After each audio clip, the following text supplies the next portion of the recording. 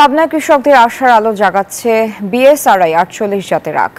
আটঘরিয়া উপজেলায় এই জাতের আখ আবাদ করে দৃষ্টান্ত স্থাপন করেছেন চাঁদবা ইউনিয়নের কৃষক গোলাম রাজ্জাক। তার সফলতা দেখে এই জাতের আখ আবাদে আগ্রহী হয়ে উঠেছেন অনেকে। আহমেদুল হক রানার তথ্যচিত্রে ডেস্ক রিপোর্ট। গোলাম রাজ্জাক জানান, মাত্র ২,০০০ টাকায় আখের ৩২টি কাণ্ড নিয়ে এসে জমিতে রোপণ করেন তিনি। ৬ মাস পরই খাওয়া যায় এসব আখ।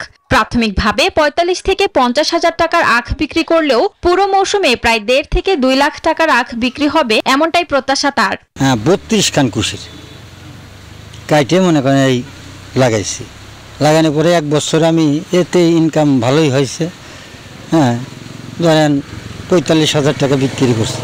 তার এই সফলতা দেখে আখ চাষে আগ্রহী হয়ে উঠেছে অনেকে। বান্ডেল থাকলে প্রতি সেনমানিতে টাকা বাঁচবে। বিকাশ সেনমানি বান্ডেল কিনে জিতুন প্রতি লেনদেনে। আমও নিয়ত করছি এবার আমও ইনশাল্লাহ সামনে আমও লাগাবো ইনশাল্লাহ। আগ্রহ করার কারণে লেগিন ওনার মনে চোখের কারণে লেগিন এই আদর আইছে। সংশ্লিষ্টরা জানান, বিএসআরআই ৪৮ জাতের আখ সবচেয়ে বেশি জনপ্রিয়। আমরা সার্বিকভাবে কৃষি বিভাগের পক্ষ থেকে আমরা তাকে পরামর্শ দিয়ে যাচ্ছি রোগ বালাই, চাষাবাদ পদ্ধতি, সার, বীজ এবং ফসলের যে মেয়াদ।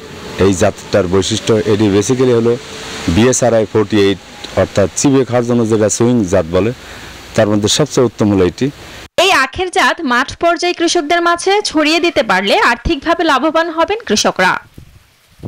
শান্তা ইসলাম, ডেস্ক রিপোর্ট, নিউজ 24।